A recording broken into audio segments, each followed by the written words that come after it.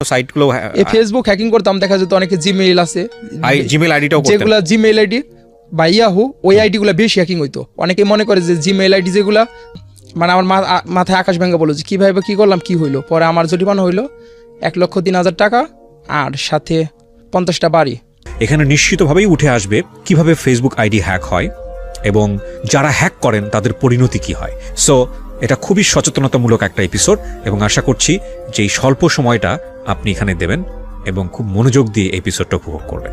স্বাগত জানাই। প্রথমে নামটা একটু জানতে চাই। আমার নাম সাইম। সাইম, বয়স কত? বয়স 23। 23 বছর। 23 বছর বয়স। আপনার জন্ম জেলা কোথায়? জন্ম জেলা টাঙ্গাইলের দেলদুয়ার থানা। দেলদুয়ার থানাতে। তো বলেন কি হয়েছে, ঘটনাটা আমরা একটু শুনি। আমি আমার জীবন গল্পটা ছোটবেলা থেকে বলতে চাই। জি বলেন। যখন মানে আমার জন্মের আগে আমার আব্বু আর আমার নানা একটা পীরের মুরিদ ছিল। তখন তাদের মধ্যে একটা বন্ধুত্ব গড়ে ওঠে। আমার নানার কোনো বাড়ি ছিল না, তখন 2 ছেলে আর 1 মেয়ের নিয়ে তার শ্বশুর বাড়িতে থাকতো। তো আমার আব্বা আগে থেকে একটু মানে দুষ্ট প্রকৃতির লোক ছিল, মানে একটু ফেজলামি করতো। পরে আমার নানার অফার দিল যে আপনার মেয়েটা যদি আমার কাছে বিয়ে দেন তবে আমি অনেক ভালো হয়ে যাব। পরে আমার নানা মনে করলো একটা মানুষ যদি ভালো হয়ে যায় তবে তো এটা সবের কাজ। তারপর আলটিমেটাম বিয়ে দেয়। বিয়ে হওয়ার পর 1 বছর পর আমার জন্ম হয়। আপনি প্রথম সন্তান? হ্যাঁ, আমি প্রথম সন্তান, কিন্তু ওই সংসারটা টিকে না। মানে আপনার মার সাথে ডিভোর্স হয়ে যায়? হ্যাঁ, ডিভোর্স হয়ে যায়। পরে আমার নিয়ে আম্মু চলে আসে নানাদের বাড়ি। ওকে। পরে আম্মু আর বিয়ে করতে চায় না। পরে আমার যখন 4 বছর, তখন সে চিন্তা করে এখন যদি আমি বিয়ে না করি, ভাইয়ের সংসারে থাকলে একসময় আমি বুঝে হয়ে যাবো, আমার ছেলেরও সমস্যা হবে। এখন আমার ভাইয়েরা বিয়ে করে না, পরে বিয়ে করব। পরে আমার মায়ের আরেক জায়গায় বিয়ে হয়। তখন আমারে উনি নিতে চাইছিল, কিন্তু আমার নানা নানি বলছে না, এই জায়গায় থাক, ওই জায়গায় গেলে ওই সংসারের সমস্যা হতে পারে। তারপরের দিকে আমি আমার নানা নানির কাছে বড় হয়েছি। আমার নানু আমারে একবারে ছেলের মতো করে পালন করতো। আমার 2 মামা ছিল, তখন বিয়ে করে নাই, অনেক ভালোবাসতো। আস্তে আস্তে এইভাবে বেড়ে ওঠে 8-10টা মানুষের মতো। তার মানে আমি বলতে পারি যে আসলে বাবা এবং মায়ের যে ভালোবাসাটুকু সেটা আপনার শৈশবে ছিল না? হ্যাঁ, ছিল না। কিন্তু আমি ওই ধরনের কখনো ফিল করতাম না যে আমার মা লাগবো কিংবা বাবা লাগবো। আর আমার মায়ের আগে যেখানে বিয়ে হয়েছিল ওইটা হইতেছে আমাদের নানুর বাড়ি থেকে মাঝখানে শুধু একটা খাল, মানে পাশাপাশি। আচ্ছা। তখন আমি আমার আব্বা আমরা নিতে চাইতো, কিন্তু আমি অনেক ভয় পাইতাম যে আমার বেচে দিব বা বিক্রি করে দিব। এই ভয়ে আমি তারে দেখলে অনেক দূরে দূরে সরে থাকতাম। আচ্ছা।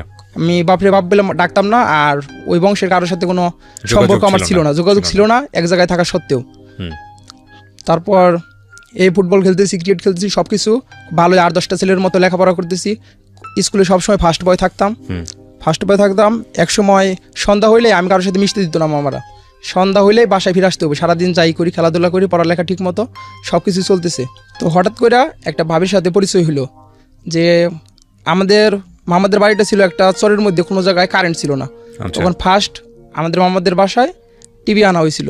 তখন সবাই আগে, তখন এটা 2012 সালের দিকে কাহিনী, 12-13, যে স্টার জলসায় মা, তারপরে অনেক ধরনের নাটক হইতো যেটা মেয়েরা অনেক ভালোবাসতো, কিন্তু আমি ওইটা একদম দেখতে পারতাম না। কেন? এমনি ভালো লাগতো না। তারপরে আমি আইলে যে গান টান দেখতাম, খেলা টেলা দেখতাম, এই জন্য সব মহিলারা উঠে চলে যেত। একটা টিভি আর কোনো সুযোগ ছিল না অন্য জায়গায় দেখার। আচ্ছা আচ্ছা। তো একজন রয়ে যেত, যে আমারে সে ভাবলো যে এর সাথে একটা খাতির জমাইলে আমি করতে পারবো। টেলিভিশনটা কার ছিল? টেলিভিশনটা আমাদের মামার ছিল। আপনার মামার ছিল? মানে সবাই এসে ওখানে দেখতো? হ্যাঁ, সবাই দেখতো। আর এই জন্য উনি আস্তে আস্তে আমার সাথে বিভিন্ন ধরনের কথা বলতেছে। আমি তখন ক্লাস 9-এ পড়ি, যে বিয়ে করলে কি হয় বা কি প্রেম টেম করো নাকি। আপনি মাত্র ক্লাস 9-এ পড়েন? হ্যাঁ, ক্লাস 9-এ পড়ি। তখন অনেক কথা ফুসলাইতো। তো আমি এক সময় আকৃষ্ট হয়ে গেছি মানে মেয়েদের এইসব সম্পর্ক, তখন বুঝতে পারিনি, উঠতি বয়স। তখন আমি হঠাৎ করে তার গায়ে একদিন টাচ দিয়ে বসি।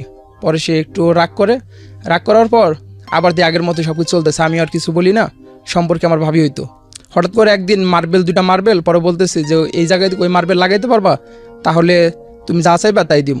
পরে বলছি এটা লাগাইতে পারো। পরে আমি এক মার্বেল দিকে আঙ্গুল দিয়া আরেক মার্বেলে লাগানোর ট্রাই করি, কিন্তু এটা আমি পারি না। তখন সে বলে তুমি তো হারিয়ে গেছো, এখন আমি যা চাম তাই দিতে হইব। আমি বলতাম আচ্ছা সমস্যা নেই, কি চান। পরে বলতেছে আমি তোমার কাছে একটা কিট চাই।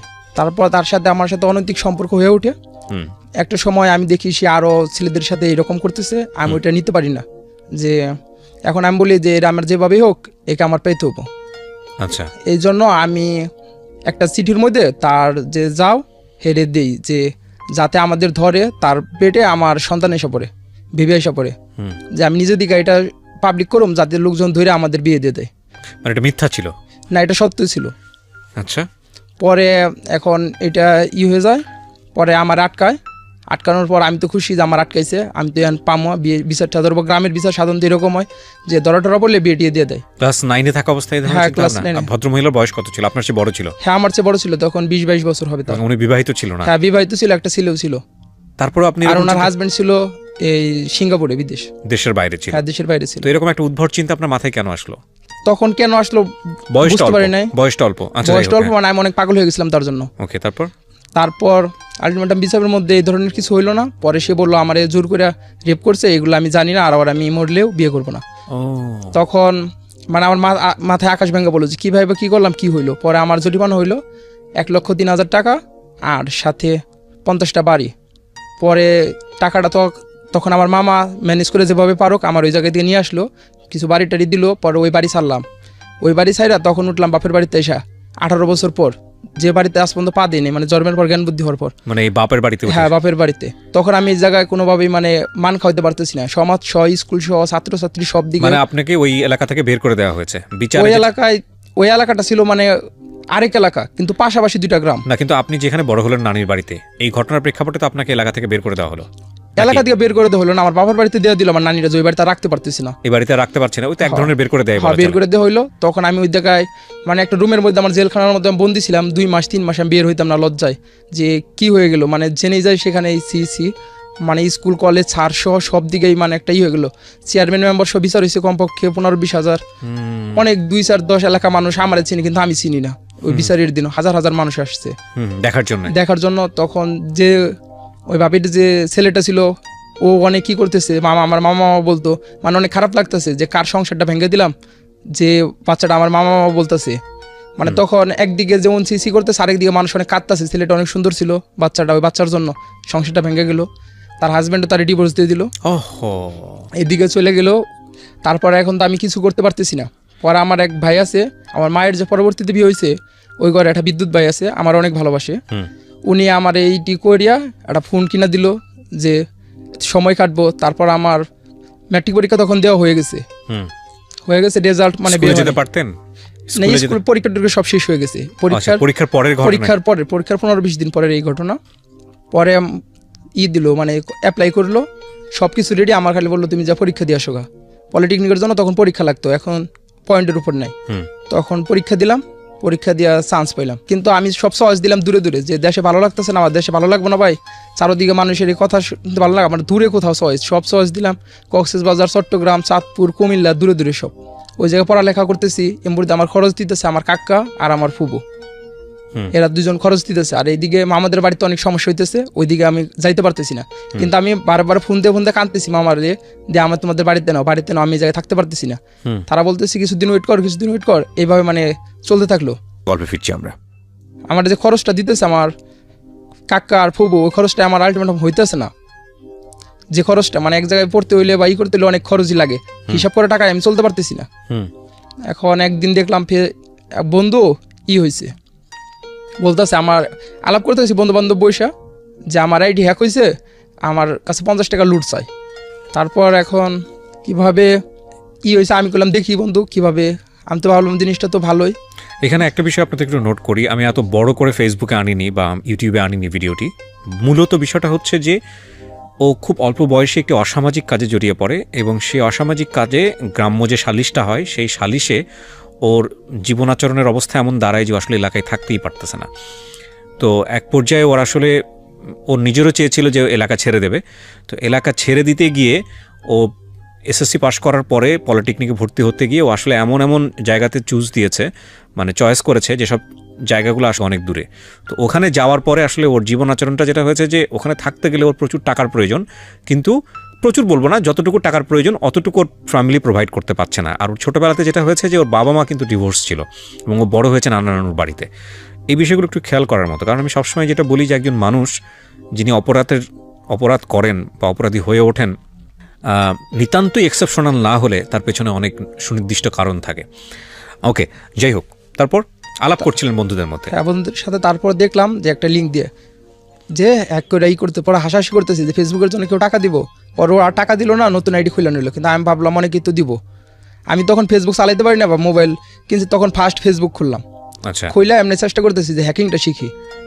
কারোর সাথে চ্যাটিং ম্যাটিং করি না ফেসবুকে, হ্যাকিং শেখার জন্য ইউটিউব গুগলে দেখতেছি। ভিডিও দেখতেন? হ্যাঁ, ভিডিও দেখতাম। যে মানে কিভাবে 10-15 দিন দেখার পর একটা সাইট পেলাম। পাওয়ার পর একজনকে দিলাম ওই লিঙ্কটা মেসেজে, পরে উনি উল্টা আরেকটা লিঙ্ক দিল আমারে। মানে আপনার টার্গেটটা কি ছিল? কিভাবে আপনি হ্যাক করবেন? টার্গেটটা কি ছিল? লিঙ্কটা কি মানে আপনি মানে তাকে মেসেঞ্জারে লিঙ্কটা দিচ্ছেন? হ্যাঁ, মেসেঞ্জার একজনকে লিঙ্ক দিতেছি, হ্যাঁ। এমনিতেই মানে জীবনে ফার্স্ট ট্রাই। আচ্ছা, লিঙ্ক দিচ্ছেন, টার্গেটটা কি? সে লিঙ্কে ক্লিক করে ক্লিক করলে লগ ইন করলে আইডিটা হ্যাক হয়ে যাবো। আচ্ছা, তারপর উনি আমার আরেকটা লিঙ্ক দিল। হ্যাঁ। এখন দেখি আমার লিঙ্কে তো মানে একটু অন্যরকম ভাবে আসে, আর ওনার লিঙ্ক একবারে সহজ। পরে বলতেছি ভাই আপনি কিভাবে করেন, আমি একটু শিখান। পরে উনি আমার ব্লক করে ওই দিল। লোকের সঙ্গে আপনার পরিচয় হলো কিভাবে? ওই লোকরা হঠাৎ করে, ওই লোকও মনে হয় হ্যাকার বা হ্যাকিং জানতো এরকম কিছু হবে। আমি উনি টার্গেট করছি ফার্স্ট, আর উনি মানে আমার চেয়েও বড়। ওকে, তো আপনি ওই লিঙ্কটা দেখা আইডি খুলেছেন কত সালে? আইডি খুলি তখন এই 2016 সালের দিকে। 2016 সালের দিকে। এটা কিন্তু খুব খুব রিসেন্ট ঘটনা। 2016 সালে আইডি খুলেছেন এবং আইডি খোলার টার্গেটই ছিল হচ্ছে মানুষের কাছ থেকে টাকা নিয়ে আসা যায় কিভাবে হ্যাক করে। মানে এমনি শেখার জন্য একটা আগ্রহের দিকে, ফার্স্টে কোনো টাকা নেওয়ারই ছিল না, শেখা আর দেখি যদি কিছু টাকা নিতে পারি এই ধরনের একটা। তো এরকম একটা জিনিস আপনার আগ্রহটা কেন হলো?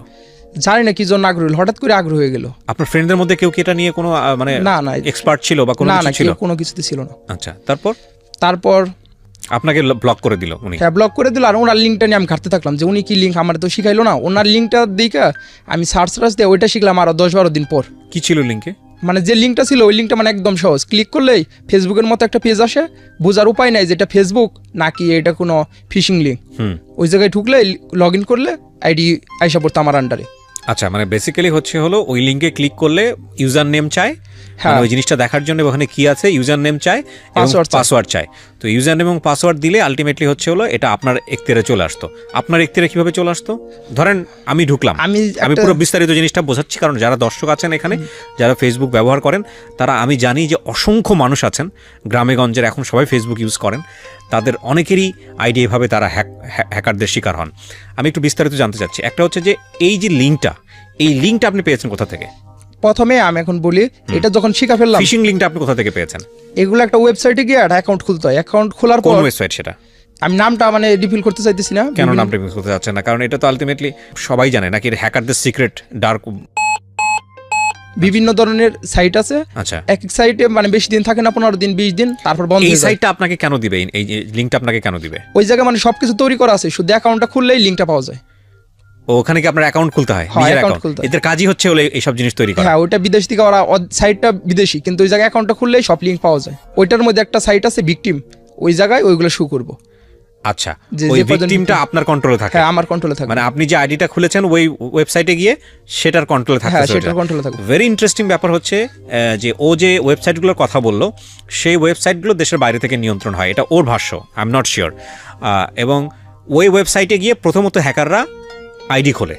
আইডি খোলার পরে তাদেরকে একটা পোর্টাল দেওয়া হয় বা তাদেরকে একটা সাইট বা কোনো একটা ফ্যাসিলিটি দেওয়া হয়। সেই ফ্যাসিলিটি সে হলো এই সোশ্যাল সাইটে সে ইউজ করে। ধরেন আপনার ইনবক্সে সে আপনাকে লিঙ্কটা পাঠিয়ে দেবে এবং ওই লিঙ্কে যদি আপনি ক্লিক করে আপনার ইউজার আইডি বা পাসওয়ার্ডটা দিয়ে দেন, কারণ আপনি বুঝতেও পারবেন অনেক সময় গ্রামের যারা সাধারণ মানুষ আছে বা আমাদের মতো মানুষ অনেক সময় ঘোল খেয়ে যায়, সেটা হলো যে আপনি ওখানে ঢোকার পরে দেখতেছেন আর ফেসবুকই তো আবার বলতেছে আমার কাছ থেকে ইউজার আইডি চাচ্ছে, আবার পাসওয়ার্ড চাচ্ছে। আপনি ইউজার আইডি দিয়ে দিলেন, পাসওয়ার্ড দিয়ে দিলেন। দ্য থিং ইজ দ্যাট যখনই আপনি দেবেন, যেহেতু লিঙ্কটা ওই ডোমেন থেকে নিয়ে আসছে, ওর যে অ্যাকাউন্টটা তৈরি করা আছে ওই ডোমেইনে, সেই ডোমেইনে ওই আপনার ইনফরমেশনগুলো চলে যায় এবং তারপরে যেটা করে ও ওইখানে ঢুকে আলটিমেটলি আপনার ইউজার নেম এবং পাসওয়ার্ডটা নিয়ে আপনার আইডিটা নিয়ে নেয়, রাইট? হ্যাঁ, আমি কি ঠিক বলেছি? হ্যাঁ, ঠিক। আচ্ছা, তো তারপরে কি হলো? তারপর এটা হওয়ার পর প্রথমে ভালো করে একটা ফেক আইডি খুললাম, মেয়ের নামে, ছবি টবি দিয়ে। হ্যাঁ, ছবি টবি দিয়ে অনেক সুন্দর একটা আইডি খুললাম। আইডি খোলার পর বিভিন্ন ধরনের করতাম, পোস্ট দিতাম, যে বারে মেসেজ পাঠানো এখন দেখি বিরক্ত লাগে, যে একটা মেসেজ বারবার পাঠানোর চেয়ে একটা পোস্ট দিলে একসাথে সবার কাছে চলে যাবো। আচ্ছা, অল্পতে মানে কাজ ছাড়ার জন্য পরে পোস্ট দিতাম, যেমন বিভিন্ন ধরনের ইন্টারনেট ওভার ফ্রি সকল সিমে এত এমবি ফ্রি নিতে এখানে ক্লিক করে ফেসবুক লগ ইন করলেই পেয়ে যাবেন। তারপর বিশেষ ক্ষেত্রে মেয়েদের ক্ষেত্রে বা আকর্ষণীয় হিজাব কিংবা লিপস্টিক বিভিন্ন ধরনের অফার দিতাম, দিয়ে লিঙ্কটা দিয়ে দিতাম। হ্যাঁ, লিঙ্কটা দিয়ে দিলে ওখানে অনেকে ঢুকে লগ ইন করতে। লগ ইন করার পর আমি ওই জায়গায় থেকে আইডিগুলো সংগ্রহ করতাম, দেখতাম যে পার্সোনালিটি, যে কার দিকে টাকা পাওয়া যাবে কারটাই পাওয়া যাবে না। এরকম কতগুলো আইডি নিলেন? এরকম প্রথম দিনে 10-12টা আসলো, একটা পোস্টে।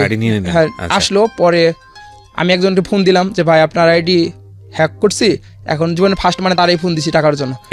এই নাম্বার, এটা কি নাম্বারটা আপনারই ছিল? হ্যাঁ, আপনার নামে রেজিস্ট্রেশন করা না ছিল? না, ওটা অন্য মানুষের নামে সব রেজিস্ট্রেশন ছিল। আর এই নাম্বারটা পেলেন কিভাবে? ওই নাম্বারটা পাইছি এলাকায় অনেকের মোবাইল চুরি টুরি হয়, অনেক সময় দেখা যায় যে সিম টিম পাওয়া যায়, হ্যাঁ, খুঁজলে ওটা কোনো সমস্যা না। এইটা কিন্তু আরেকটা ডেঞ্জারাস জায়গা। সেটা হচ্ছে আপনার যদি সেলফোন হারিয়ে গিয়ে থাকে, হয়তো ভবিষ্যতে সেই টেকনোলজি চলে আসবে যে একজনের কাছ থেকে সেলফোন হারিয়ে গেলে সেটা আর অন্যজন ব্যবহার করতে পারবে না, সেটা হয়তো খুব শীঘ্রই আসছে। কিন্তু অনেক সময় দেখবেন আপনার সেলফোনটা হারিয়ে গেলে অনেকেই ওটাকে আর কেয়ার করে না। আপনার সেলফোন বা আপনার এই নাম্বার ব্যবহার করে অন্য কেউ যদি কোনো অপরাধ করে, এটা কিন্তু আপনার নামেই এন্ট্রি হবে। এবং সেজন্যে যদি সেলফোন হারিয়ে যায় অতি দ্রুত থানায় গিয়ে জিডি করবেন, এটা খুবই ইম্পর্টেন্ট।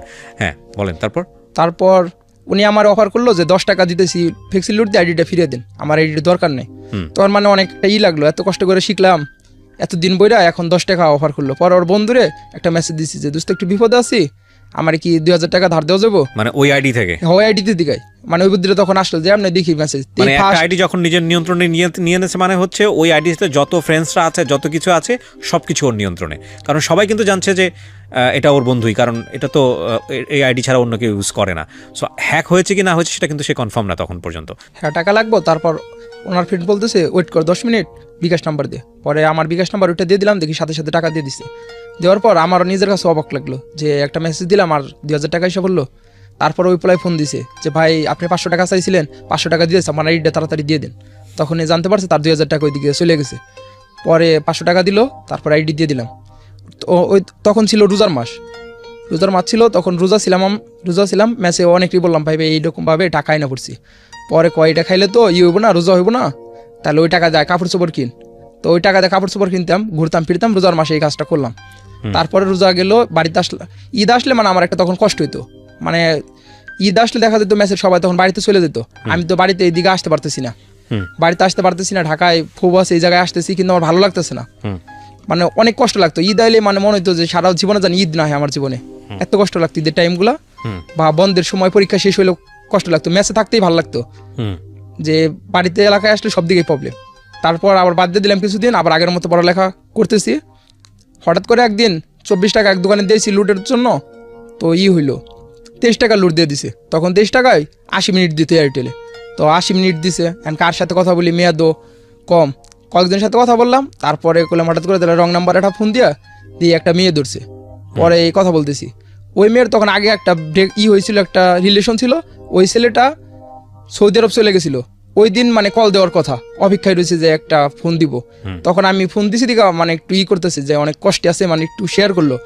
পরে মানে বললো যে চলে গেছে, আমার ফোন দিতেছে না, আমি তার জন্য ওয়েট করতেছি। পরে বললাম হয়তো সেও আপনার জন্য ওয়েট করতেছে, আপনি যেভাবে মিস করতেছেন, সবসময় একরকম পরিস্থিতি থাকে না। তো এরকম টুকটাক করে কথা বলতেছি, ওইদিকে আর বলতেছি ফোন টোন আসতে নাকি, উনি বলতেছেন আর ফোন দেয় নাই। পরে কানতেছে একদিন, বলতেছে এইভাবে মানে আমাদের সাথে প্রায় প্রেমের একটা সম্পর্ক হয়ে গেছে। সম্পর্ক হওয়ার পর আমি তার সাথে দেখা করতে আসলাম। দেখা করতে আসার পর আমাদের সাথে অনেক কিছু হইলো। 2-3 মাস পর আমি আসলাম চাঁদপুরের দিকে ঢাকায় দেখা করতে মেয়েটার সাথে।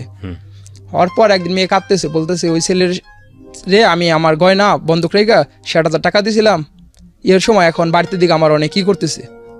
তখন আমি বললাম এখন কি করা যায়? তখন আমি বললাম আমি তো আগে 8 দিন জানতাম, এখন মনে হয় ওইটা আছে নাকি, দেখি, দাঁড়াও সমস্যা নেই। পরে আমি করলাম ওই টাকাটা তাহলে জোগাড় করে যেভাবে ওকে ছাড়াইতে হইব। তারপর আমি আবার হ্যাকিং শুরু করলাম, গহনাগুলো ছাড়াইতে হবে। হ্যাঁ, তখন আমি একবার পাকাপুক্ত ভাবে কয়েকটা খুইলা, 3-4টা বিকাশ নাম্বার খুইলা, তারপর ভালো মতো ফেসবুক আইডি খুইলা মানে জোরে সারে নামলাম যে মানে এই মেয়েটার সাথে আপনার এক ধরনের মনের সম্পর্ক তৈরি হয়েছিল বলেই মেয়েটার জন্য আপনি এই কাজটা করতে গেছেন। হ্যাঁ, ওকে। আর পরে আস্তে আস্তে 2-3 মাসের মধ্যে না ছাড়িয়ে ফেললাম। এদিকে আর এখন বাদ দিয়ে দিব না, হ্যাকিং বাদ দিতে পারতেছি না। এদিকে আমার যে কষ্ট, আমি কষ্ট করে চলতেছি না। আগে আমার 500 টাকা হলে এক মাস চলে যেত হাত খরচ, ডেইলি আমার 500 টাকা লাগে। দেখা যায় ম্যাচের খাবার ভালো লাগতেছে না, হোটেলে যা খাইতেছি। তারপর ঈদ আসলে বাড়িতে যাইতে পারতেছি না, কক্সবাজার যাইতেছি, সিলেট যাইতেছি, বিভিন্ন জায়গায় ঘুরতেছি, হোটেলে থাকতেছি। এই কাজটা অনেকেই করেন, বিশেষ করে যারা হ্যাকার আছেন তারা একটু ভালো করে শেষ পর্যন্ত শুনবেন, কারণ কোনো খারাপ কাজের পরিণতি আসলে ভালো কিছু না। ওর লাইফে কি হয়েছে এটা শুনলে বুঝতে পারবেন। হ্যাঁ, এখানে তো একটা ন্যাশনাল ডেইলিতে রিপোর্ট এসছে, ওকে যেদিন ধরা হয় তারপরে রিপোর্ট এসছে বিস্তারিত কি করেছে, কি হয়েছে না হয়েছে। But report is not the end, কারণ রিপোর্ট তো হলো, কিন্তু তারপরে ওর লাইফে কি ঘটনাগুলো ঘটলো, কেন আজকে নিজের যে সিক্রেটসের মতো অনুষ্ঠানে এসছে, এটা জানেন, সতর্ক হন, এবং আজকের পরে এই মুহূর্ত থেকে তওবা করেন, নইলে জীবনে ভয়াবহ অমানিসা অপেক্ষা করছে। এভাবে নিশ্চিত থাকতে পারেন এই ব্যাপারে। চলেন। হ্যাঁ, তারপর এখন দেখা যায় আমি বাড়িতে তেমন টাকাও চাই না। আগে কাকা কাছে চাইলে কাকা বিদেশ, কাকি টাকা দিতে একটু গরিমসি করে, যার দরকার তাই অনেক সময় জুতা ছিঁড়ে বা আবশ্যক হয়, বিভিন্ন কিছু দরকার হয় একটা মানুষের। টাকা চাইতেছি না, এদিক দিয়ে আমার টাকা আসতেছে, ঘুরতেছি ফিরতেছি সব দিকেই। তখন আস্তে আস্তে ফেসবুকে দেখা যেত অনেক সময় অনেকের আইডিতে থাকে, বিভিন্ন ধরনের পার্সোনাল ছবি থাকে, গার্লফ্রেন্ড বয়ফ্রেন্ড পাঠায়, হয়তো বয়ফ্রেন্ড বিশ্বস্ত বা গার্লফ্রেন্ড বিশ্বস্ত, আর আইডিটা হ্যাক হয়ে গেছে। তখন আমার আন্ডারে এসে পড়তো, আসার পর আমি নতুন এরকম আইডিও পেতেন আপনি? হ্যাঁ, অনেক পেতাম। পরে জিমেলগুলো চেঞ্জ করে দিতাম। ফার্স্টে ফেসবুকটা নিয়ে জিমেল বসাই দিতাম। জিমেল চেঞ্জ করতে মানে আপনি মেইল আইডিটা চেঞ্জ করতেন? হ্যাঁ, মেইলটা বসিয়া চেঞ্জ করে তারপর ফোন নাম্বারটা ডিলিট করে দিতাম। ডিলিট করে দিয়া সম্পূর্ণ তার মোবাইল থেকে লগ আউট করে দিতাম, প্রোফাইল পিকচার চেঞ্জ করে দিতাম, সব কিছুই চেঞ্জ করার পর আমার কাজ মানে সকালে বসতাম, রাতে পোস্ট করে দিতাম, সকালে আইডিগুলো দেখতাম। দেখার পর যে বিকাশে দোকান খুলবো 8টা 9টা 10টার দিকে, তো 8টার সময় বসতাম মোবাইল নিয়ে, বইসা এই 1-1.5 ঘন্টা চালাইতাম। বিভিন্ন জনের কাছে টাকা ধার চাইতাম, বা যারা আইডিয়া আছে টাকা চাইতাম যে এই জন্য টাকা দিতে হইব, যদি কইতো টাকা দিব না। অনেক সময় দেখা যেত যদি একটা খারাপ পোস্ট করে দিছি, ভালো ছবি দিয়ে খারাপ লেখা লিখে দিছি, কিংবা তার বন্ধুরা একটা গালি দিছি ফেসবুকে, সে ভয়ে টাকা দিয়ে দিতেছে। কিন্তু যে ছবিগুলো আছে ছবিগুলোর জন্য ব্ল্যাকমেল করতাম সবসময়, মানে ভয় দেখাইতাম ছবি সাইরা দিলে মেয়েটা সুইসাইড করবো, মার্ডার কেসে পড়ে যাবো। কিন্তু আমি সবসময় জানতাম যে ছবি যদি সাইরা দেয় মেয়েটা যদি মার্ডার হয় বা সুইসাইড করে, এই জন্য আমি মার্ডার কেসে পড়ে যাবো। কিন্তু কখন আমি ছবি ছাড়ি না, মানে সবসময় ভয় দেখাই, এমনভাবে ভয় দেখাই যে আমি এই তো দিলাম সাইরা। তো যেভাবে পারে ওরা টাকা পয়সা দিত। ফোনটা আপনি দিতেন ওদের? হ্যাঁ, ফোন আমি দিতাম। তো এরকম ছবিওয়ালা কেস কতগুলো পেয়েছেন আনুমানিক? ছবিওয়ালা এই দেখা যায় 1-1.5 পাইছি। অ্যালার্মিং, খুবই অ্যালার্মিং। ফেসবুক ব্যক্তিগত জিনিস শেয়ারের জায়গা না, ডেফিনেটলি না। কারণ সোশ্যাল সাইট এটা একটা বাজারের মতো, এবং এই বাজারে গিয়ে মানুষ যেরকম ব্যক্তিগত জিনিসপত্র দেখায় না, সো এই জায়গাটা ইটস ভেরি ইনসিকিউর অ্যান্ড আমরা এটা অনেকেই জানি না। আমাদের মনে হয় কি, আমাদের এই যে সরকার কিন্তু বিভিন্ন বিষয়ে মানুষকে সচেতন করে।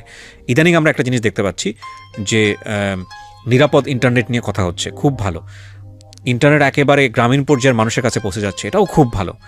কিন্তু ইন্টারনেটের প্রপার ব্যবহার জানার জন্যে এটা নিয়ে ওই যে গুজবে কান দেবেন না, গুজব শেয়ার করবেন না, এটা যতটা ইম্পর্টেন্ট, একটা মানুষ তার ব্যক্তিগত নিরাপত্তা কিভাবে নিশ্চিত করবে নিজের জায়গাটা থেকে, তার সামাজিকতার জায়গাটা থেকে, তার অর্থনৈতিক জায়গাটা থেকে, এবং এই আইডিটা তার কতটা অপকার করতে পারে ভুলভাবে ব্যবহার করলে, এই বিষয়গুলো নিয়ে আমার মনে হয় সরকার থেকে এখন কথা বলা উচিত, সব জায়গাতে কথা বলা উচিত, অ্যাওয়ারনেস করা উচিত। হ্যাঁ, নইলে দেখেন যে আইডিটা আপনি ব্যবহার করছেন ভুলভাল ক্লিক করার জন্য, এই আইডিতে আপনি ব্যক্তিগত বিষয়গুলো শেয়ার করেছেন কোনো মানুষের সঙ্গে, এবং এটা চলে গেছে ওর এখতিয়ারে। এটা তো সারা জীবনের টেনশন, তাই না?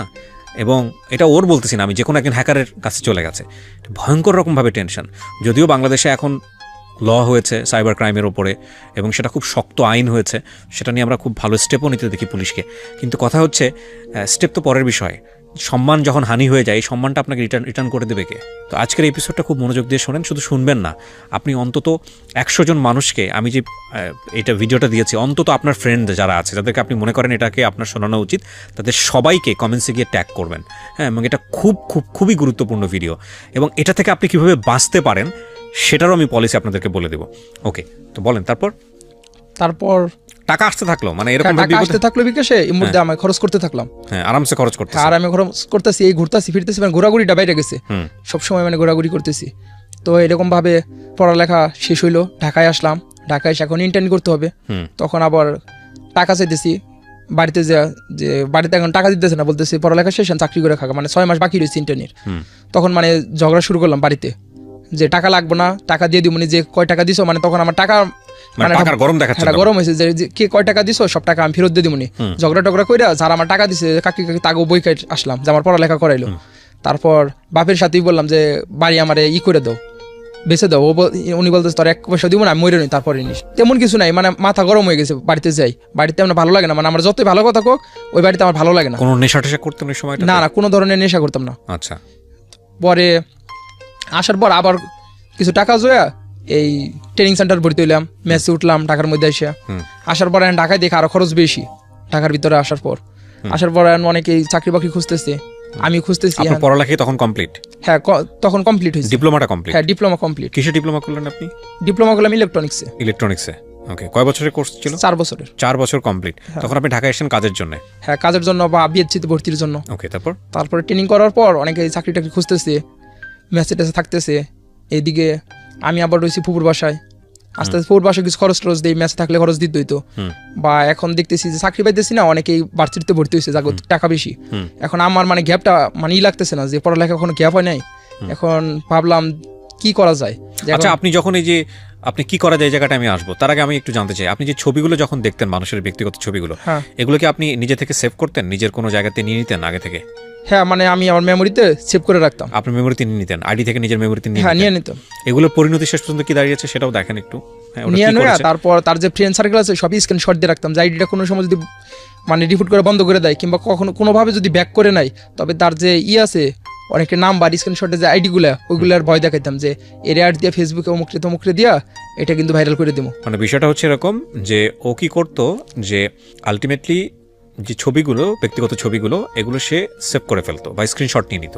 স্ক্রিনশট কারণ রিপোর্ট করে হয়তো আইডিটা বন্ধ করে দিল কেউ, তো তার পরবর্তীতে ওই আইডির সাথে যতগুলো ফ্রেন্ডস জড়িত বা যতগুলো আইডি জড়িত সবগুলোর লিঙ্কও রেখে দিত এবং ভয় দেখাতো যদি আইডি রিপোর্ট করে বন্ধ করে দাও তাহলে আলটিমেটলি এই যে স্ক্রিনশট রেখে দিয়েছে এগুলো সবার কাছে পাঠিয়ে দিব।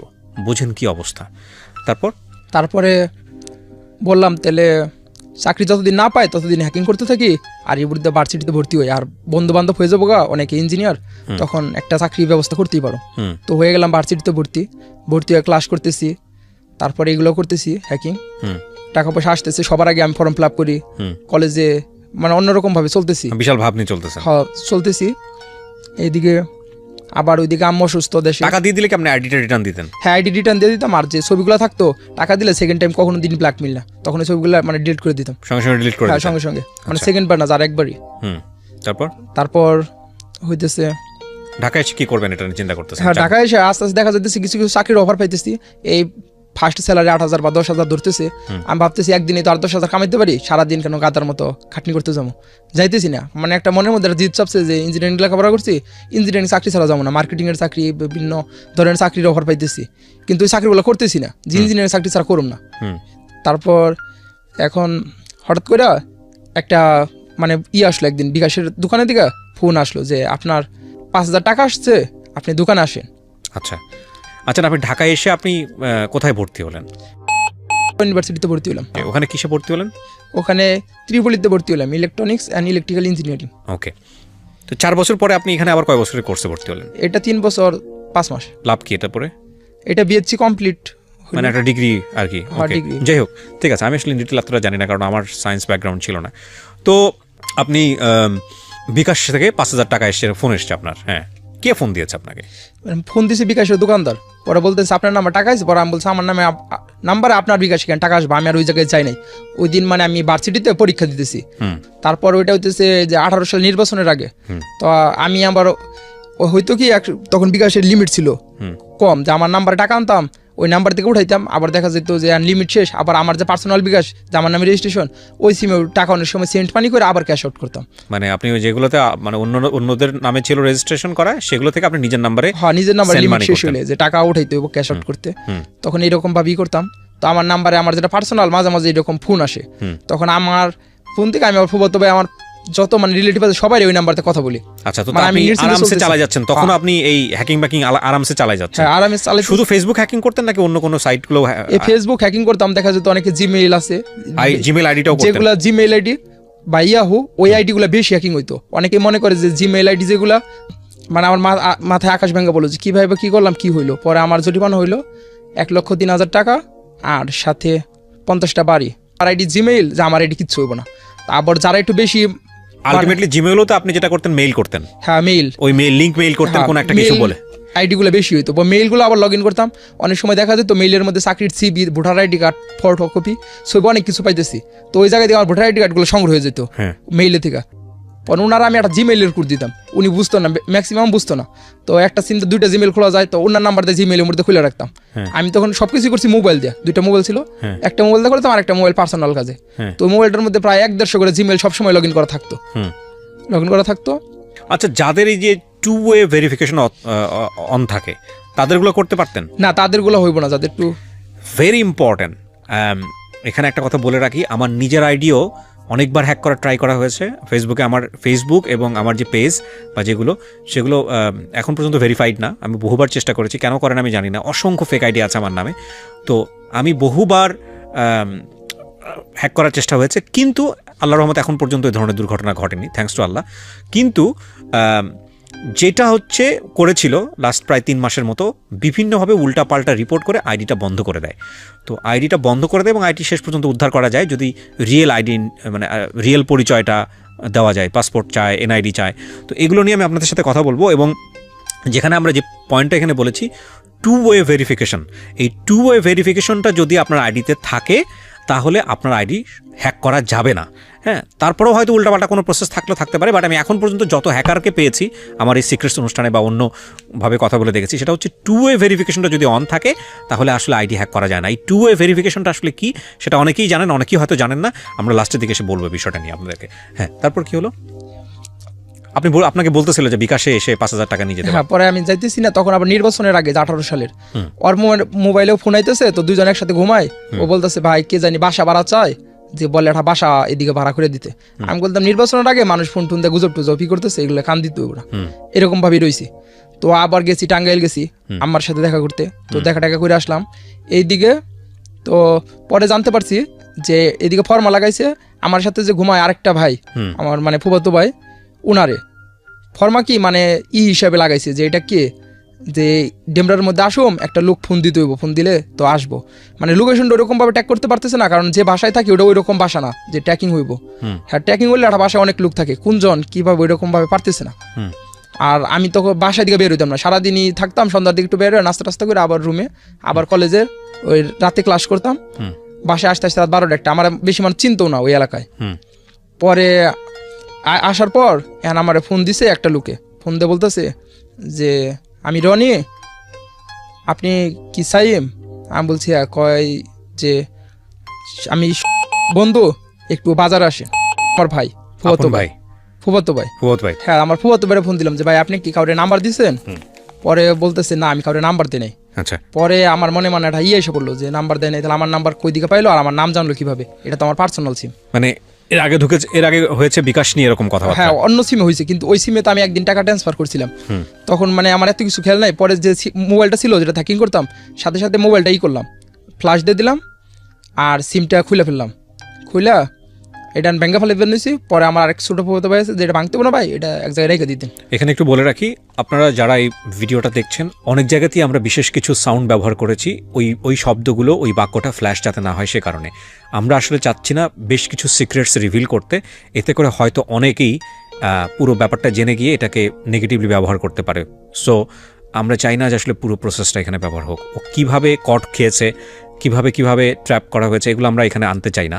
কিন্তু এবং কোন সাইটের মাধ্যমে ও আলটিমেটলি এই হ্যাকিংটা শুরু করে সেগুলোও আমরা মিউট করেছি। বাকি বিষয়গুলো যেগুলো আমাদের কাছে প্রয়োজনীয় মনে হবে আমরা মিউট করব। আমরা এই কারণেই করছি যাতে করে অন্যরা এই পদ্ধতি, বিশেষ করে যারা দুষ্ট প্রকৃতির আছেন, তারা যাতে এই পদ্ধতি বেছে নিতে না পারেন। ওকে, হ্যাঁ বলেন। তারপরে এখন বলতেছি তাহলে আমি আর বলতেছি আমার ছোটোটা দুইটা ফুফাতো ভাই, ছোটোটা বলতেছি তাহলে আমি পলাই। পরে আবার ভাবতেছি যে পলিয়ে লাভ কি, আমার পার্সোনাল সিম যেহেতু জানছে তো আমার নামে রেজিস্ট্রেশন করা ধরতে পারবো, আর কেউ তো আসে নাই। পরে ওই ছেলে ফোন দিয়ে বলতেছে যে সমস্যা নাই ভাই তুমি আসো। পরে বলতেছে না মানে কি জন্য, কি দরকার। পরে আমার ফুফাতো বলতেছে এই সাইবার ক্রাইমে দিকে আছে, তোর সাথে কি কথা বলবো। পরে আমি গেছি, যাওয়ার পর এখন চারোদিক দিকা একজনে ফ্লেক্সিলিটির দোকানে, কেউ বাজারে, কেউ মোবাইলে কথা বলতেছে। একবারে 10-15 জন মানুষ আমার পাশে এসে পড়ছে, সব একসামের মানুষ। তখন মানে আমি একটু ভয় পেয়ে গেছি। প্রথমে দেখছি একজন ডিজাইন। কোথায় এটা? টাঙ্গাইলে? না, এটা ডেমরার মধ্যে। হ্যাঁ, পরে আমার নিয়ে ডাইরেক্ট গাড়িতে উঠাইছে। গাড়িতে উঠিয়া গাড়িতে উঠালো বলতে আপনাকে কিভাবে গাড়িতে উঠালো? আপনাকে তো পরিচয় দিয়েছে? না, পরিচয় দেয় না, কোনো পরিচয় দেয় নাই। না দিয়াই প্রথমে গাড়িতে উঠাইছে, আর সবাই সিভিল ড্রেসে, আমি বুঝতে পারতেছি না কেরা। আচ্ছা, বা কি জন্য আমার ধরছে আমি কিচ্ছু বুঝতে পারতেছি না। কত সালের ঘটনা? 2018? হ্যাঁ, 18 সালের ঘটনা। তখন আমার সাথে ছোটটা বাটন ফোন নিয়ে গেছি, কিন্তু আমার যে নাম্বারটা ছিল আমার পার্সোনাল, যেটা একবার টাকা ট্রান্সফার করছিলাম, ওই মোবাইলটা, তো ওই মোবাইলটা আমার নিয়ে নিল, কিন্তু মোবাইল দাও। পরে কয় আরেকটা মোবাইল কই, আমি যে মডেলের মোবাইল চালাই, কোথায় কোথায় গেছি সবকিছু A to Z তারা বলতেছে, সব বলতেছে। এখন আমি তো আর জানি না যে কোন মসজিদে নামাজ পড়ছি, কয়টার সময় কোন হোটেলে খাইছি। ওই সন্ধ্যার টাইমে ওই হোটেলে খাইছি, এই জন্য হোটেলের চারপাশে তারা ছিল। এগুলো সব ট্র্যাক করা যায়, এগুলো সব বলে দিচ্ছে। হ্যাঁ, সব বলে দিতেছে। পরে বলতেছে যে ইটি না করে ডাইরেক্ট বলবা না কি নাম্বার, বলতেছি কি আমি তো কিছু বুঝতেছি না এরকম যে আমার কেন ধরলেন বা কি জন্য। পরে কয় যে পাওয়া গেছে স্যার, এই যে সিম পাওয়া গেছে এটা।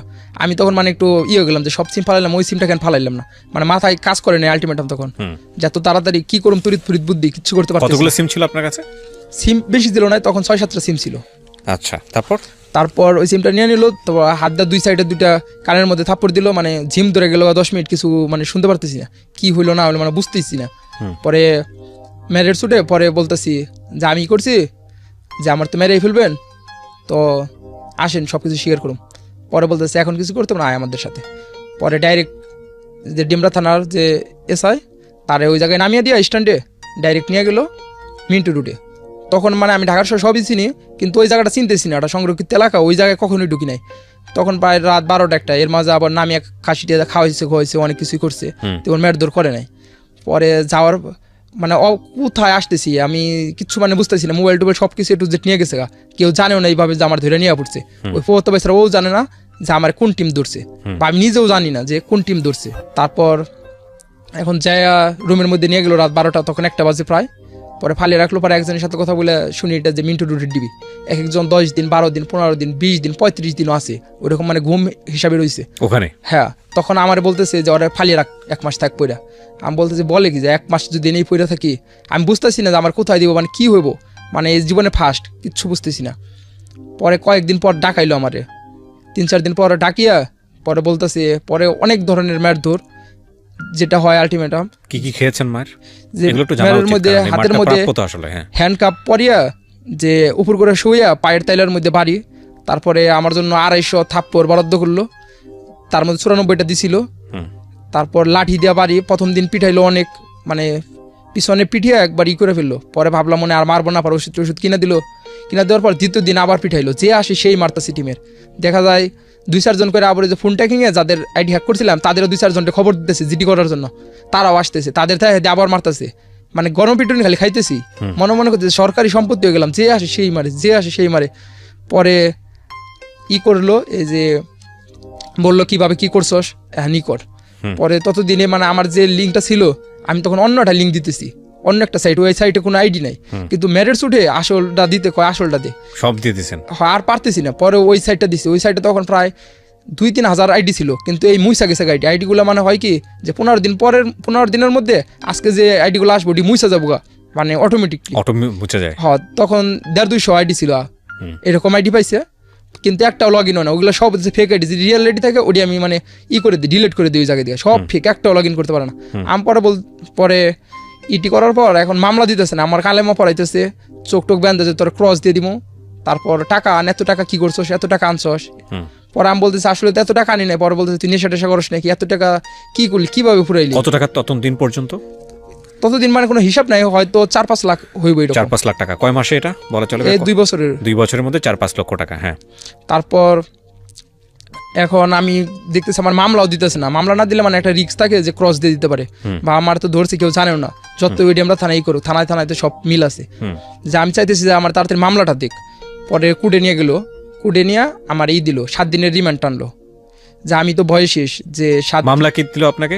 মামলা হইলো সরকারবাদী, যে সাক্ষী টাকিয়া ওদের জিডি করিয়া। আচ্ছা, তখন বলতেছে যে কয়টা আইডি হ্যাক করছস, চাইলে তোরে 2-3 হাজার মামলা দিতে পারো, প্রত্যেকটা আইডির জন্য একটা একটা করে মামলা, কিন্তু দিলে তো জীবন আর ছাড়া পাইবি না, যা তোর একটা মামলা দিয়ে দিলাম। পরে একটা মামলা দিয়ে দিল, রিমান্ড টানার পর আমি মানে অনেক ভয় পেতেছি যে রিমান্ডে কি হইব। পরে ওই জায়গায় দেখি এক আছে, উকিল আছে, বলতেছে উকিল লাগবো কোর্টের মধ্যে। তখন বলছি হ্যাঁ আমার একটা খুল লাগবো, আমি আসি, এনে 13-14 দিন ধরে আছে, আমার বাড়ির মানুষ কোনো খবর জানে না, যদি তারা উকিল ধরে তাহলে ধরেন। তখন মানে কিচ্ছু বুঝতেছি না। উনি বললো নাম্বারটা বললো, পরে নাম্বার বললাম। পরে 2 দিনের রিমান্ড হইলো, উনি দাঁড়াইলো রিমান্ডের বিরুদ্ধে, 2 দিনের রিমান্ড, 3 দিনের রিমান্ড দিল, 3 দিনের। পরে আমি তো ভাবতেছি এখন আমার মেয়েটা শেষ দিয়ে ফেলবো, ওই রিমান্ডের কয়দিন আর মারলো না, রিমান্ডের কয়দিন একটা টোকাও দিল না। তখন বললো যে তুমি যেভাবে স্বীকার করছো এরকমভাবে ম্যাজিস্ট্রেটের সামনে যা স্বীকার করবা। আমার এদের লেখাইলো, আমি আবার না লেখলে হাতের মধ্যে বাইরে দিছে লাঠি দিয়া, মানে অনেক মার দিছে, 200-250 বাড়ি দিছে। পরে আমি লিখছি, লেখার পর এখন ম্যাজিস্ট্রেটের সামনে, ম্যাজিস্ট্রেটের কাছে যায়, তারা 2 ঘন্টা আধা ঘন্টার মতো তারা আলাপ করছে যায় ম্যাজিস্ট্রেটের সামনে। পরে ম্যাজিস্ট্রেট যাওয়ার পর বলতেছে বাবা তুমি কি করছো, একটু কও না, খুইলে কেমনে করছো, কয় টাকা আনছো? ম্যাজিস্ট্রেট আপনার সাথে ভালো ব্যবহার করেছে, এই কথা বলতেছে। পরে আমার তো মানে একটু মাথা হয়েছে ভিতর থেকে, ওই ওদের সাথে আলাপ করে ওর আগে 2-1 জন জেল খাটছে, ওরা বলছে এরকম এরকম বলবো, স্বীকার কিন্তু করিস না, স্বীকার করলে খবর আছে। পরে আমি বলছি স্যার আমি কিছু জানি না, আমার কলেজ থেকে ধরে নিয়েছে, মানে A to Z না করতেছি। পরে ম্যাজিস্ট্রেট বলতেছে ওরা আবার রিমান্ড টানো, ওরা আবার মেয়েটা নিয়ে হওয়ার স্বীকার করাও। পরে আমার আবার ওই ইয়ের মধ্যে কোডের বাথরুমের মধ্যে নিয়ে আবার কিছু মারলো, পরে বললেন স্বীকার করবি, আমি বললাম হ্যাঁ এখন স্বীকার করুন। পরে নিয়ে যাওয়ার পর আবার বললাম আমি কিছু জানি না, আপনার সামনে মারতেছে। আমি মানে অনেক একটা ভয় রইলাম, আমার তখন গারদে দিয়ে দিল। গারদে দেওয়ার পর আমি খালি বলতেছি আল্লাহ করে আমার খালি জেলে পাঠিয়ে দিক। তোর মনে হচ্ছে আমার জেলখানাটা খুব নিরাপদ, জেল কি যে আমার যাতে আর রিমান্ড না টানে বা ওই জায়গায় যাতে না নেয়। কারণ ওই অফিসের মধ্যে একটা রুমের মধ্যে ছিলাম 12 দিন, মনে হয়েছে তখন 12টা বছর, 24 ঘন্টা একটা আলো, সিসি ক্যামেরা লাগানো, কারোর সাথে কথা বলা যায় না, একই রকম সব। হয় একই রকম। আমি কোন জায়গায় আছি, মাটির নিচে ছিলাম, মানে কিচ্ছু বুঝতে পারতেছি না। ওই বাইরের কোনো পাবলিকও এলাও না, থানার মতো না। বা আমার ফোন দিতে দিতেছে টাকার জন্য, যে তোর টাকা বাইরে বুড়ে আছে নাকি, কিন্তু ঠিকানা বলতে দিতেছে না। তখন আমার ওই গার্লফ্রেন্ডটা আমি ফোন দিই যে আমারে 1 লাখ টাকা দিলে ছাইরা দিব, বা যাদের টাকা পয়সা নিছি তারা আইসে স্টুডেন্ট দিকা হয়তো ছাড় দিতে পারে, যে 1 লক্ষ টাকা তাদের ফেরত দিয়ে দিলে হয়তো আর কিছু হইব না। পরে ও বলতেছে আচ্ছা দিবনি, ওইটা কইয়া 2-3 দিন আমার ঘুরাইতেছে। মানে আমার অনেক রাগ হইতেছে গার্লফ্রেন্ডের উপর, যে একটা টাকা দিতেছে না এই বিপদের মধ্যে, আমার কি হইব আমি মানে বুঝতেছি না এই মামলাটা কি হবে। পরে জেলে যাওয়ার পর জেলে দিয়ে দিল। যারা আইডি হ্যাক করেন তারা এই যে শ্বশুরবাড়ির আদর কেমন হয় এটা একটু ভালো করে জেনে রাখেন। হ্যাঁ, এটাই শেষ না, কারণ জীবনটা তো আসলে বাংলাদেশের সামাজিকতায় পুলিশ অ্যারেস্ট মানেই লাইফটা ওইখানে পাজল হয়ে যায়, বিচার অনেক পরের বিষয়। হ্যাঁ, তো ওর লাইফটা কী হয়েছে সেটাও একটু জানেন। এটা তো শ্বশুরবাড়ির আদর, শ্বশুরবাড়ির আদরের পরে জীবনের অবস্থা কী দাঁড়িয়েছে সেটাও একটু জানেন। কারণ cyber crime law is a very very strict law right now in Bangladesh. So we have to be careful about this. এবং এটা নিয়ে অপরাধ করা যাবে না, এটা সবারই সতর্ক থাকতে হবে। জি বলেন। তারপর জেলে দেওয়ার পর প্রথম রাত আমদানিতে দিল। আমদানি বলে জেলে মানে ফার্স্টে যে রাত জায়গায় রাখে, একটা রুমের মধ্যে 20-30 জন মানুষ থাকা যাবো, ওই রুমে প্রায় 250-300 মানুষ। না পারি ঘুমাইতে, অর্ধেক পাওয়াই কইরা ঘুমাইলে আবার পয়সাও থাকা যায় না, যে ঘুমাইতেই হবে, না শুয়ে থাকো, চোখ বন্ধ করে থাকতে হইব। এখন ঘুমানোর পর পায়ে পায়ে লাথি লেগে যায়, একজনের মুখে লাগে, একজনের গালে লাগে। আবার মানুষ চাপ দিয়া যে 1-2 জন মানুষ ঘুমাতে, 5 জন ঘুমাতেছে, একজন আরেকজন উপরে উঠে পড়তেছে, এরকম মানে একটা কষ্ট যে কই আসলাম। গরম তো নিশ্চয়ই, হ্যাঁ গরম, মশা, আর মানে যে কই আসলাম, মানে খালি লাগতেছে, মানে মনে হইতেছে যে কোনো একটা কিছু তো মনে হয় অভিনয় করতেছি, মানে বিশ্বাস করতে পারতেছি না যে রাতারাতি কি হয়ে গেল জীবনটা। তারপর এদিকে আবার দিলাম, তখন মনে হচ্ছিল না যে জীবনে অনেক বড় একটা ভুল করে ফেলছি। তখন ভিতরের দিকে অনেক মাপটাপ চাওয়ার পর করতেছে না যে ভুলের ক্ষমা, এটা তো অপরাধ করে ফেলছে, অপরাধের কোনো ক্ষমা নাই। সাইবার ক্রাইমে কোনো ছাড়াছাড়ি নাই, হ্যাকিং বা যে কোনো কিছু যারা ধরবো ছাড়বো না যদি না হয়, এটা কঠিন শাস্তি। পরে উকিলে তো এই মুহূর্তে জানিয়ে দিছে যে আমার কবে দিছে।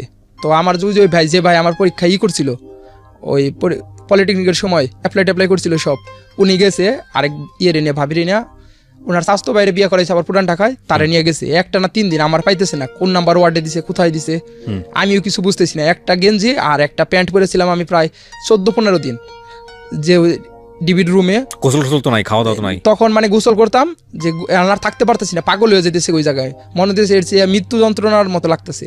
পরে আরেকজনে ব্রাশ ছিল, হেয়ার ব্রাশ দিয়ে ব্রাশ করে ফেলছি 12 দিন, মানে কিচ্ছু করতে পারতেছে, একটা মাটিও নাই, ইট নেই যে ব্রাশ করুম, মুখের গন্ধ দেখে টিকতে পারতেছে, এক ব্রাশ দিয়ে ব্রাশ করলাম 5-6 জনে।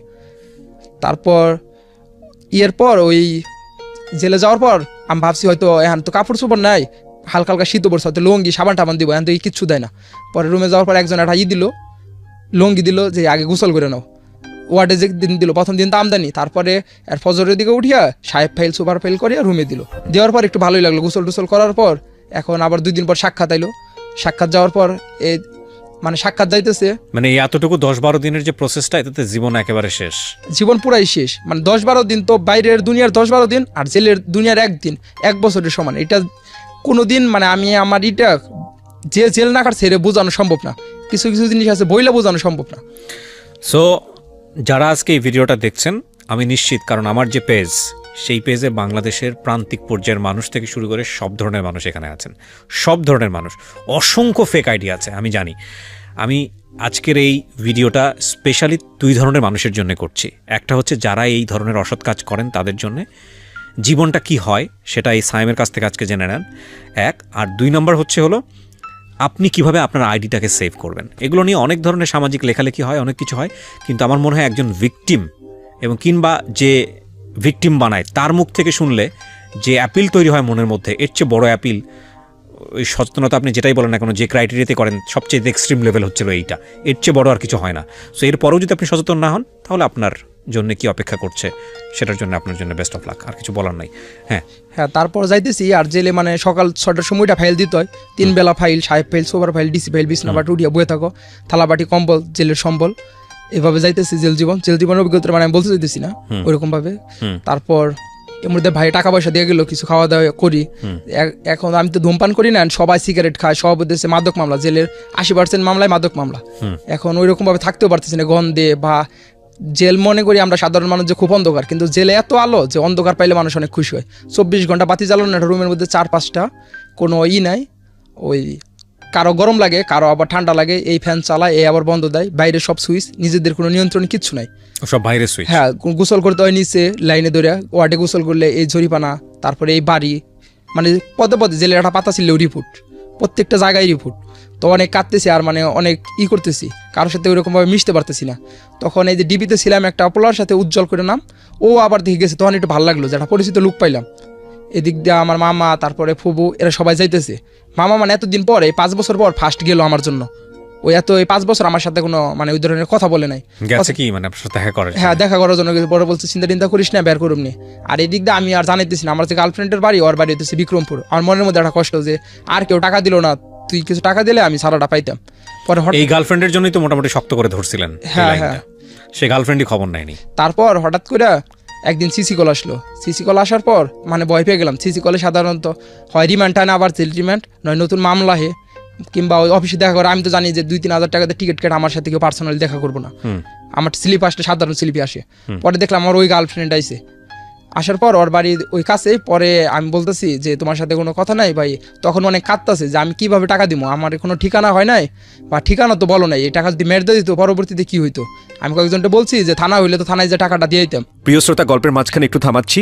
আপনারা নিশ্চয়ই জানেন প্রাণের মেলা বইমেলা শুরু হয়ে গেছে, এবং এই বইমেলাতে জীবন গল্প পার্ট 2 অসাধারণ বেশ কিছু গল্প নিয়ে অলরেডি বাজারে চলে এসছে। আপনারা বইটি সংগ্রহ করতে পারেন বর্ণপ্রকাশের স্টলে গিয়ে, আর ঘরে বসে কোনো আমার ফোন নাম্বার দিছিলাম না। এই কয়দিনে ও হাসপাতালে ভর্তি ছিল অনেক জায়গায়, মানে মানসিকভাবে খুব ভেঙে পড়ছিল। হঠাৎ করে উদা হয়ে গেলাম আমি, হঠাৎ করে। ওটা সমস্যা নাই, আপনাকে সে টাকা পয়সা দিয়ে ছাড়ায় শেষ পর্যন্ত। হ্যাঁ, শেষ পর্যন্ত। তারপর আমার মামাই তখন টাকাটা দেয়। ওই উকিল ধরার পর এই বের হই প্রায় 4 মাসের মতো লাগে। মার্চের 18 তারিখে বের হইলাম। 4 মাস আপনি জেলে ছিলেন? হ্যাঁ, মার্চের 18 তারিখে জামিন হয় জজকোর্টের। তখন আবার চালানে দেওয়ার দায় হইতেছে কাশিমপুর 2 নম্বর ছেলে। পরে ওই জায়গা থেকে বের হওয়ার পর এখন কি করব, নতুন করে তো ভার্সিটিতে ভর্তি হতে পারতেছি না, টাকা পয়সা যা ছিল সব তো শেষ মামলার পিছনে। এদিকে আবার আসলাম কিছুদিন, ফুপুরে নেই, আবার কিছুদিন থাকলাম। আর মামা বলতেছে বসে রিসোর্স, তাহলে আমার কাজ টাজ কর। হের আবার ওই কুটির শিল্পের কাজ করে। আর লেখাপড়া অফ হয়ে গেল? হ্যাঁ, লেখাপড়া অফ হয়ে গেল। লেখাপড়া অফ হলো মানে কি, আপনাকে ইউনিভার্সিটি থেকে সাসপেন্ড করেছে? না, ইউনিভার্সিটি সাসপেন্ড করলো না, কিন্তু আমি যে যাবো আমার কাছে তখন আর টাকা নেই, আমি কারো কাছে টাকা চাইতে পারতেছি না। আমার আবার নতুন করে আমার ফর্ম ফিল আপ করার বা ভর্তি বেসরকারি পত্রিকায় এরকম ভাবে আপনার ছবি এসছে। আমরা তো সিক্রেটস আপনার অনুমতি নাই বলে আপনার ফেস আমরা দেখাচ্ছি না, কিন্তু এখানে আপনাকে নিয়ে যেভাবে রিপোর্ট করেছে সেটা তার অনুমতির ধারে নাই এবং প্রয়োজনও নাই সেটা। আপনি অপরাধ করেছেন, অপরাধীর ছবি দেখানো যেতে পারে, সেক্ষেত্রে সেটা দেখিয়েছে। কিন্তু এখানে যেহেতু আমরা রিপোর্ট করছি না, আমরা মানুষকে আসতে বলি নিজের জীবনের ভুল অপরাধ বলার জন্য, স্বেচ্ছায় আপনি এসছেন, এবং সুতরাং আপনার যে ডিমান্ড আছে সেটা আমরা ফুলফিল করে এখানে প্রচার করেছি। কিন্তু আমি প্রশ্নটা করতে যাচ্ছি এই কারণে যে এইরকম একটা ছবি ন্যাশনাল ডেইলিতে চলে যাওয়া এভাবে সামাজিকতার জায়গাটা থেকে, এবং সেখানে এই ধরনের অপরাধ করা, এটা আপনি করেছেন, সেটার জন্য মামলা হয়েছে, জেল কেটেছেন।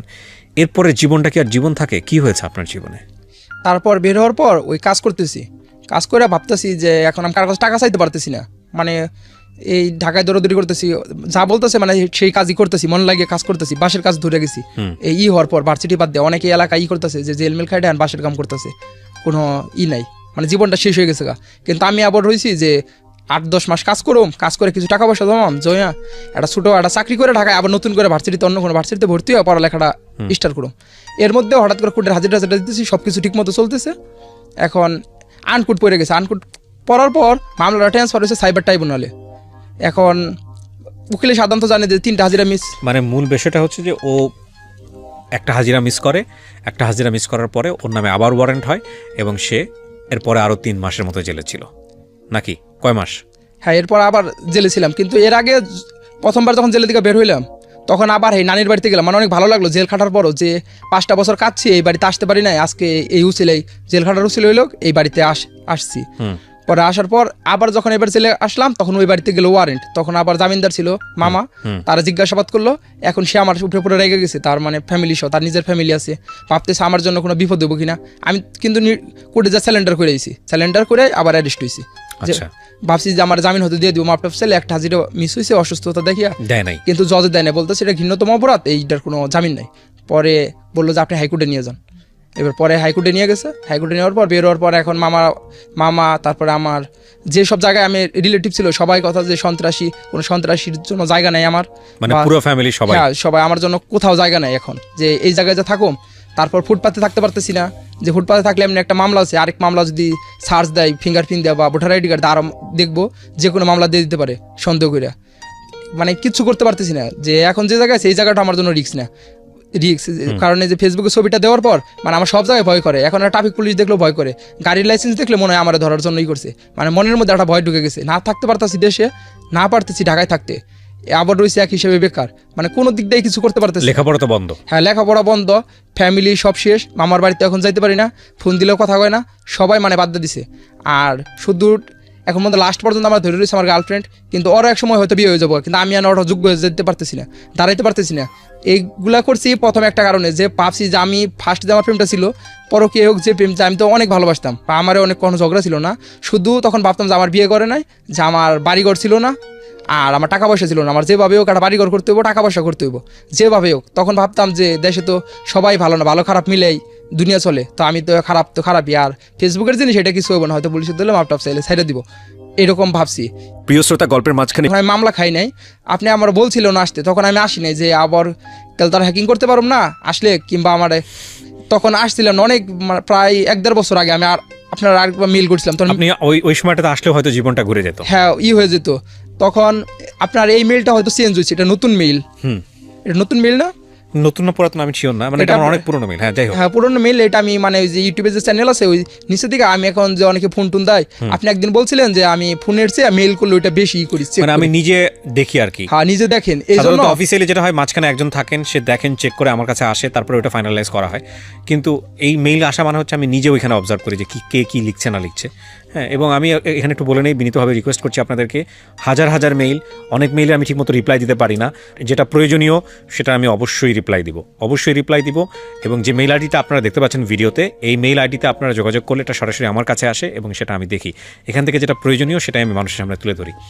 জি, মেইল করেছিলেন এবং আমি আপনাকে নক করেছিলাম আসার জন্য, তারপর আপনি এখানে আসলেন। কিন্তু আমি জানতে চাই কেন আপনি আজকে এই লাখ কোটি মানুষের সামনে এই পুরো গল্পটা বলতে চাইলেন বা বলতে আসলাম? বিশেষ করে যারা হ্যাকিং করে তাদের চেয়ে যারা সাধারণ মানুষ তাদের জন্য, যারা হ্যাকিং করে তারা হয়তো বুদ্ধি জোগাড় করতে পারে না, সেটা সুযোগ থাকবে না, কারণ আমি এখানে যেভাবে বুদ্ধি জোগাড় করবে সেগুলো সমস্ত কিছু আমি মিউট করেছি। কিন্তু সাধারণ যারা আছে দেখা যায় ফেসবুক বাংলাদেশে প্রায় সবাই চালায়, যে আসলে যারা হ্যাকিং করে এরকম করে হ্যাকিং না, যে আমি আপনার হ্যাকিং করবো, এই ধরনের হ্যাকার খুব কম আছে, পাওয়ারফুল হ্যাকার। মানুষ অন্ধকারে ঢিল ছুড়ে যে 100-200 তীর এমনিতেই লাগে, 5,000-10,000 ফ্রেন্ড থাকলে দেখা যায় 200-300 আইডিয়া পড়ছে, এর মধ্যে 20-30টা ভালো আইডি থাকেই এরকম। আর বিশেষ করে আমি বলতে চাই যে কাউরে যদি ফেসবুকে নক দেওয়া হয় কোনো পার্সোনালের জন্য, যেমন টাকার জন্য, যে বন্দি মার্জিন টাকার দরকার, তাহলে অবশ্যই যেন তার ফোন দেয়, ফোন দিয়ে জিজ্ঞাসা করে যে আসলে টাকার দরকার কিনা। যার আইডি হ্যাক হয় তার চেয়ে বেশি ক্ষতি হয় তার চারপাশের বন্ধু বান্ধবের, কারণ তারা টাকা দিয়া আবার অনেক সময় বলে যে ফোন দেওয়ার জন্য, অনেকে তখন অনেক বলতাম যে বাথরুমে আছি, ক্লাসে আছি, পরীক্ষার হলে আছি, অফিসে আছি, যে ইটা করতো, তখন অনেকে ফোন দিত না। আবার কিছু না করলে বলতাম খাইতে বসি যে খাইটিয়া ফোন দিয়ে টাকা পাঠিয়ে রাখ। প্রথম কথা হচ্ছে, কোনো লিঙ্কে যাবার আগে যদি লিঙ্ক আপনার কাছ থেকে কোনো ধরনের কোনো ইনফরমেশন চায়, তাহলে এটা 100 বার যাচাই করেন। প্রথম কথা হচ্ছে এটা। এবং এই লিঙ্কে মানে ফেসবুকে ঢোকা অবস্থায় অন্য কোনো লিঙ্কে ফেসবুকের আইডি এবং পাসওয়ার্ড দিবেন না, এটা মাস্ট। কারণ ফেসবুকে ঢোকা অবস্থায় ফেসবুক এটা চাবে না, 2-1টা জায়গায় চায়।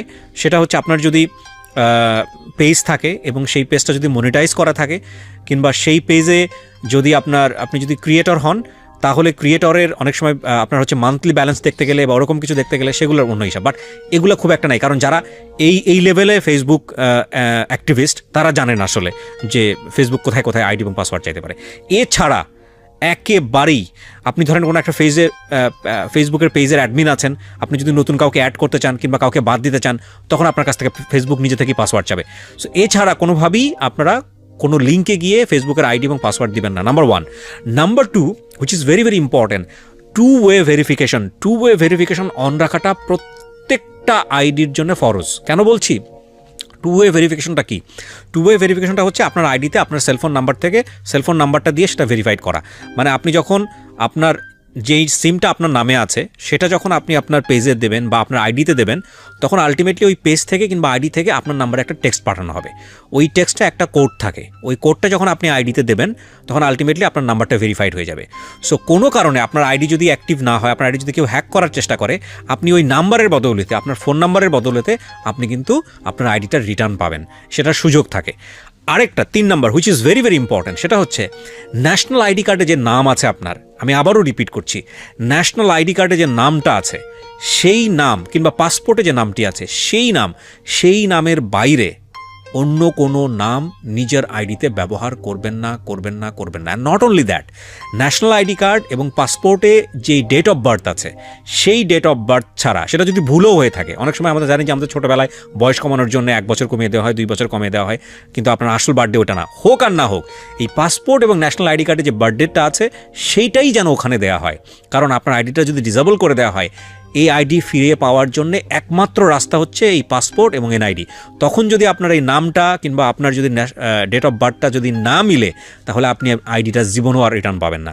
সো এটা খুবই খুবই খুবই ইম্পর্টেন্ট। আজকে যারা এই ভিডিওটা দেখছেন তারা এগুলো চেঞ্জ করে ফেলেন।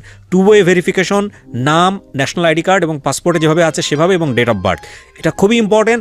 এবং আপনার প্রোফাইলে অন্য কোনো গোলাপ ফুলের ছবি, অন্য কোনো ছবি বা শখ করে নিজের বাচ্চার ছবি, এগুলো দিয়ে রাখবেন না। অবশ্যই নিজেকে চেনা যায় এরকম একটা ছবি যেন প্রোফাইল পিকচারে থাকে। আমি যে কথাগুলো বলছি, এই কথাগুলো করার পরে আপনি যেহেতু হ্যাকার ছিলেন, আইডিকে হ্যাক করা সম্ভব না? আইডি হ্যাক করা সম্ভব না। এই জিনিসগুলো করলে আইডিটা হ্যাক করা সম্ভব না। সো আমি খুব সহজ করে বলে দিলাম, এটা আপনারা করবেন। এর বাইরেও আরও কিছু প্রসেস আছে। আপনি যদি ফেসবুকটা ঘাটেন, দেখবেন যে আপনাকে যদি আপনি ঠিকমতো লগ ইন করতে না পারেন, কোনো ট্রাবল শুট করতে হয়, আপনি পারতেছেন না আইডি লগ ইন করার জন্য, ফেসবুক আপনাকে সবসময় 10টা কোড অ্যালাউড করে। আপনি গেলেই 10টা কোড ডাউনলোড করে রাখবেন। জীবনে যদি দেখা গেল সেলফোনটা আপনার কাছে নাই, আপনি কোড পাচ্ছেন না, তখন বলবে যে 10টা কোড থেকে একটা কোড দাও। ওটা যদি আপনার কাছে থাকে, আপনি ওই 10টা কোডের একটা কোড আপনাকে দিয়ে দিলে আইডিটা রিটার্ন দিয়ে দেবে। এবং ফেসবুকের কিন্তু নিজস্ব ইমেল অ্যাড্রেস নাই। ইমেল আইডি আপনি জিমেলটা ব্যবহার করেন আর ইয়াহুটা ব্যবহার করেন, এই ইয়াহু করেন আর জিমেল করেন, অবশ্যই টু ওয়ে ভেরিফিকেশন, প্রত্যেকটা সোশ্যাল সাইটে টু ওয়ে ভেরিফিকেশনটা অন রাখবেন। এবং আপনার নিজের যে নামটা, যে সিমটা রেজিস্ট্রেশন করা আছে, ওই সিম দিয়ে আপনি এটা করবেন। এতে করে আপনার আইডি আর কোনোভাবেই ইনসিকিউর থাকবে না। এটা খুবই ইম্পর্টেন্ট, খুবই গুরুত্বপূর্ণ। Thank you. আমি আপনাকে ধন্যবাদ জানাই যে আপনি এসছেন লাখো মানুষের উপকার করার জন্য। তবে আমি ব্যক্তিগতভাবে বিলিভ করি একটা জিনিস, মানে এটা যে সবাই বিলিভ করবে তা না, কারণ আপনার এই ভিডিও দেখে অসংখ্য মানুষ আপনাকে গালিগালাজ করবে, অসংখ্য মানুষ আপনাকে বকা দেবে, এটা আমি জানি, নিশ্চিতভাবে জানি। কিন্তু আমি বিশ্বাস করি প্রত্যেকটা মানুষ আনটিল ডেথ, মৃত্যুর আগ পর্যন্ত তার সম্ভাবনা আছে ভালো কাজ করার, প্রত্যেকটা মানুষের। রাইট নাও আপনার বয়স কত? বয়স 23 বছর। 23 বছর। সো আপনি যদি অন এভারেজ 60 বছরও আয়ু পান, বাকি 27 বছর আপনার জীবনটা যে ঘুরে যাবে না, বাকি 27 বছর যে আপনি যে মানুষের জন্য কিছু করতে পারবেন না, বা বাকি 27 বছর যে আপনি নিজেকে ঘুরিয়ে দাঁড় করাতে পারবেন না, বাকি ছিল। বলেন। মানে আমি ছোটবেলায় যখন ছিলাম তখন আমার মায়ের প্রয়োজন হইতো না। এখন মানে আমার দেখি আমি বিপদে পড়লে আমার মা আমার জন্য মানে অনেক কিছু করতেছে।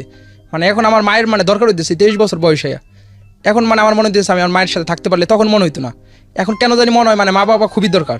ছোটবেলায় বুঝি না, এখন বুঝতেছি যে যেটা আলটিমেট দরকার হয়, যে মামলাটা আসলে শেষ হয়ে যায় না। এটা আমি জামিনে বের হইছি, এটা কিন্তু একটা ইম্পর্টেন্ট বিষয়। যে মামলার সাজা অনেকেই হয়তো জানে না, ফেসবুক চালায় 14 বছর, যে ডিজিটাল নিরাপত্তা শুধু হ্যাকিং বললে না, একটা লাইক পড়লে, একটা কমেন্ট পড়লেও একই ধরনের মামলা, একই আইন। এটা সাজা 14 বছরের জেল, 1 কোটি টাকা জরিমানা, যেটা মানে অসম্ভব কারোর জন্য, সাধারণ কারোর জন্য 1 কোটি টাকা জরিমানাতে বেরোয়া, 14 বছর জেল কাটা। বুঝতে পেরেছেন? মানে জরিমানা না দিলে পরবর্তীতে আপনার আর কত বছর থাকতে হবে। এবং এটা উনি লাস্টের দিকে একটা লাইন বলেছে, একটা লাইক এবং একটা কমেন্টস। আমাদের ফেসবুকটা মাঝে মাঝে দেখলে মনে হয় মানে একটা সেলিব্রিটি যখন একটা স্ট্যাটাস দেন বা একটা ছবি দেন, বা সেলিব্রিটি হোক বা যেই হোক না কেন, নোন পার্সন হোক, নিচে কমেন্টস দেখলে মনে হয় যে মাঝে মাঝে পাবলিক টয়লেট দেখলে যেরকম অবস্থা হয় না, মানে এইরকম, মানে একটা মানুষকে গালি দেওয়া, একটা মানুষকে হেয় প্রতিপন্ন করে, এটা করা, যেটা আপনারা এখানেও করতেছেন, এই ভিডিওর নিচে অনেকেই করতেছেন। কি আরাম পান রে ভাই? আচ্ছা, আরাম না হয় কিছুটা পাইলেন, কিন্তু আরামের যে ব্যারাম আছে সেটা তো জানেন। সো সেই জায়গা থেকে আমি রিকোয়েস্ট করব যে আপনার এই কমেন্টসের বেসিসেও আপনার এই শেয়ারিংয়ের বেসিসেও কিন্তু অনেক বড় বিপদ করতে পারে। সো প্লিজ বি কেয়ারফুল, সতর্ক থাকেন। এবং এই ভাইটি যে আসছে সেজন্য আমি থ্যাঙ্কস জানাই, অন্তত কিছু মানুষকে সে সতর্ক করে গেল। আর উনি যেটা বলেছে সেটা আমরা ইনভেস্টিগেট করিনি, সেটা ইনভেস্টিগেটের প্রাথমিক যে ইনভেস্টিগেশন সেটা হলো এই যে বাংলা ট্রিবিউনের রিপোর্টটা। সো বাংলা ট্রিবিউনের রিপোর্টের সাথে ওনার কথার অনেকখানি মিল আছে, অনেক বিষয়ে মিল আছে। কিছু ডাটা সেগুলো মিল অমিলের বিষয়, সেগুলো নিয়ে উনি যেহেতু মামলা চলমান অবস্থায় রয়েছে, মহামান্য আদালত এটা নিয়ে যে রায় দেবেন এবং একই সাথে পুলিশ যে ব্যবস্থা নেবেন সেটার উপরে আস্থা রেখে সম্পূর্ণরূপে সেটার সাথে একমত পোষণ করে আমরা এই অনুষ্ঠানটা প্রচার করেছি শুধুমাত্র মানুষকে সচেতন করার উদ্দেশ্যে। এবং এই বিষয়ে মহামান্য আদালত ওনার ব্যাপারে যে রায় দেবেন সেটাই চূড়ান্ত, সে বিষয়ে আমরা আমাদের অনুষ্ঠান থেকে আস্থা প্রকাশ করছি। So thank you so much ভাই।